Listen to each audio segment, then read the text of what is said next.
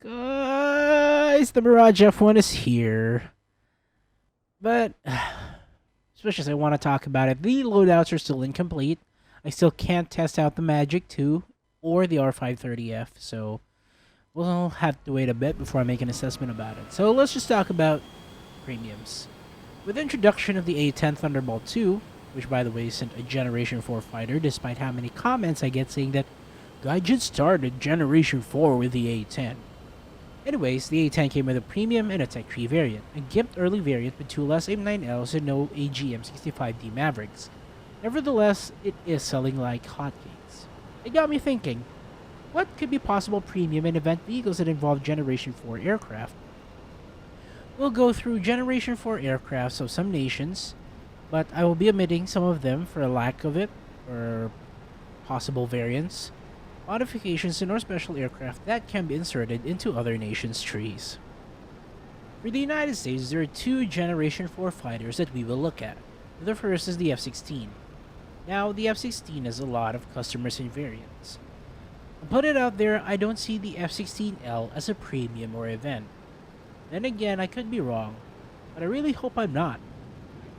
While only two were built, it makes more sense as an end-of-the-line plane for when all of the F-16s are added. As for an actual F-16 variant that can be a premium, there's the F-16-79. Born out of a Jimmy Carter policy that blocked arms sales of aircraft equivalent to those in service with the United States, the 79 and the F-16-79 denoted the General Electric J-79 engine of the F-20 Tiger Shark fitted on it as replacement for the F-100 engine. The fuselage was lengthened 18 inches and a 2,000-pound steel thermal shield was mounted to prevent airframe damage from the new engine seat output. In the end, what was made was an F-16 that was heavier and less powerful than the production variants. It never mounted any other weapons in testing other than its 20mm M61 and two sidewinders, so that was its only armament. None were sold, obviously. As for other nations using the F-16, the most likely one is the Pakistani F-16A Block 15 that could carry AIM-9Ls, AIM-9P4s, and the Matra R550 Magic 2. While capable of launching AIM-7 Sparrows and AMRAAMs, the Pakistani only ever received the AMRAAMs. The variant they use is the AIM-120C6 variant, so that might take a while to be a premium or event vehicle. The F-14 is an aircraft that's a bit difficult to make premium for, as variants aside from the F-14A, B, and D variant were all proposals that progressed no further than mock-ups. So in my opinion, if I were to be asked, I believe the F-14B should be the first tech tree variant with the F-14A as the premium variant. The F-14B is fitted with the better F-110 GE400 engine. There's actually no reasonable way to nerf the F-14A if it were premium compared to the F-14B, aside from perhaps the AIM-54 Phoenix variant it uses. The AIM-54A could be on the F-14A and the AIM-54C could be for the F-14B and F-14D. That's the only reasonable way something like a premium Phantom could work aside from special unit variants like the VF-84 Jolly Roger F-14A from the final countdown. However, the VF-84 Camo works better as a pre-order skin rather than an entire variant itself.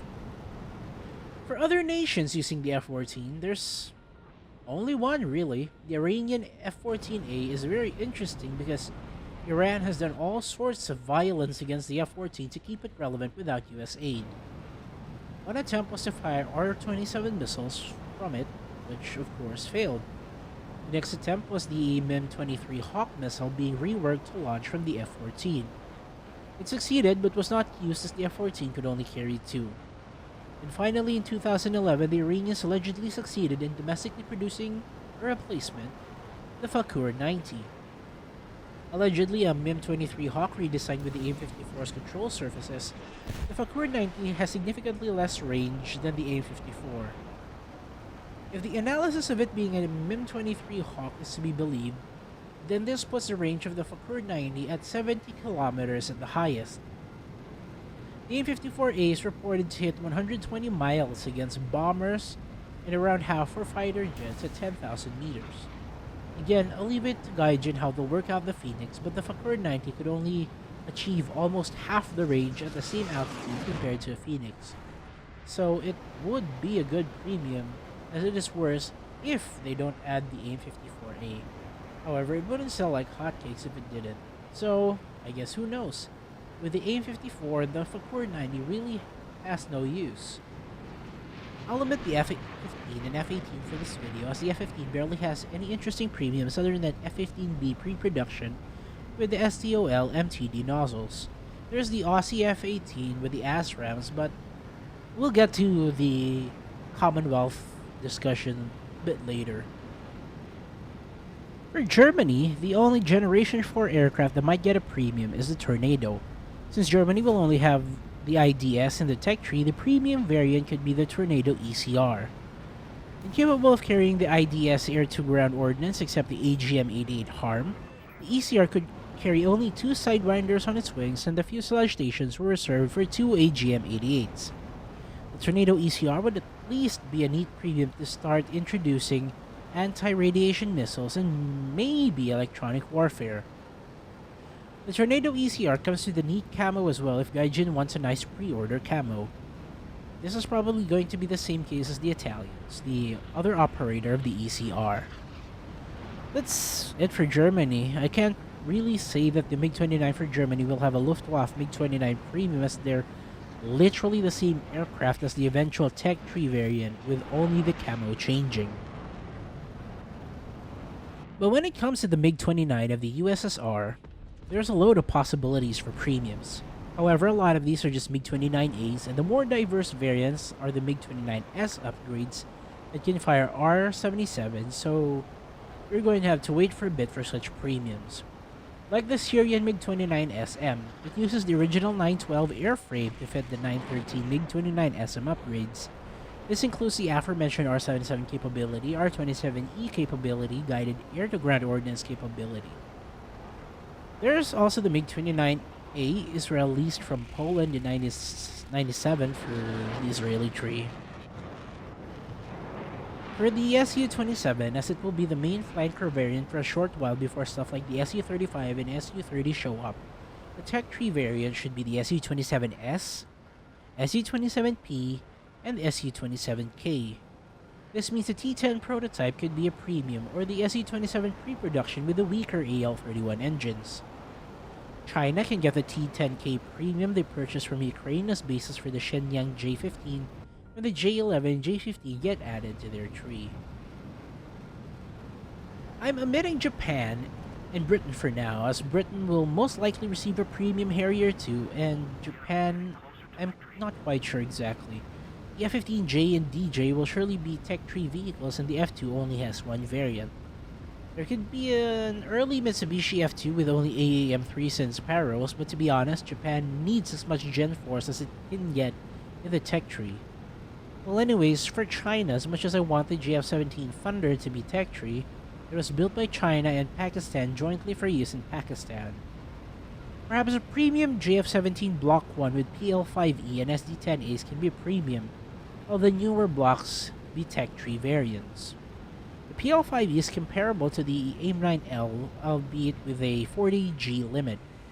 The SD-10 is comparable to the AIM-120C AMRAAM in terms of range.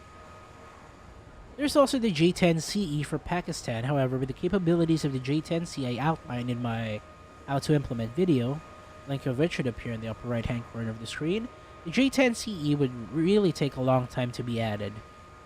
Maybe in line with the Eurofighter Typhoon in the distant future? For Taiwan, its premium should be the early FCK-1A Chinquo with 2 Skysword 1 missiles or 2 Skysword 2 missiles. The tech tree variant should be the post-2011 upgrade FCK-1C Xiangsheng to allow up to 4 Skysword 1 or Skysword 2 missiles. For the French, the most interesting, obviously, is the Mirage 4000, a one-off Mirage 2000 redesigned to be larger and heavier to fit more weapons and compete with air superiority fighters the likes of the F-15 and Su-27. It had 2 Snecma M53-2 engines and had 11 hardpoints to carry around 8 to 14 advanced AAMs. Now, I'm not exactly sure what they mean by that, but judging by the time frame this aircraft was built in, it's most likely they were referring to the R550 Magic and Magic II missiles. Aside from that, there's the Indian Mirage 2000 that could fire R-73 missiles on top of its usual loadout. However, on the off chance that Gaijin decides that the British tree becomes the Commonwealth tree, the Indian Air Force in all of its mixed glory will be an integral part of it. I omitted Italy and Sweden as well due to the fact that in the modern age, Italy basically fell into the Eurofighter Panavia aircraft inventory like Germany and Britain, and Sweden basically exported carbon copies of their same aircraft to other nations. However, there would be premiums for Britain and Italy that won't fall into the category of Generation 4 fighters like Premium Harrier 2s. But as always, it's nice to speculate on things, but take it with a grain of salt.